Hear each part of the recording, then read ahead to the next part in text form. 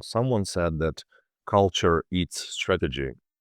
And I would say that ethics and history and culture and the culture of the hierarchy itself will influence the process so much. As you, Misut, said, that people follow the standard process they agreed upon. And it is very important for them to follow this process. When I read Deming, how he made Toyota prosperous company, he had to formulate all these processes, even Kaizen, the process of continuous learning and continuous improvement, he had to formulate. And to me, this is my guess, this is my hypothesis, that it is so important for certain cultures to formulate processes not to be blamed, because the authority and the hierarchy is so strict.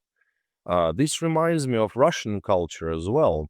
I remember my granddad, he was a worker at a manufacturing plant, and he said that they had everything in writing, all the rules, all the processes, so that if something happens, they are not to be blamed. And this might work well for certain industries, like automotive industry, where you can set the process once a year, implement it, and work with this process. But in agile environment, in proper agile environment, this would be a bottleneck. But then again, if you are too agile, maybe you're making too many mistakes. Maybe you're moving too fast. Maybe you're failing users too much.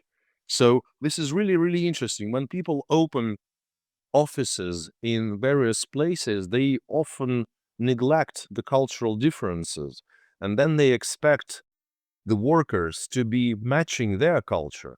Like, I live in France now, and to me, it is still so strange to see people leaving at 5. And they just close the laptop and they just leave, and they give zero. They don't care, let's say, about what's happening at work after 5. I've been working 12 hours a day for so many years now.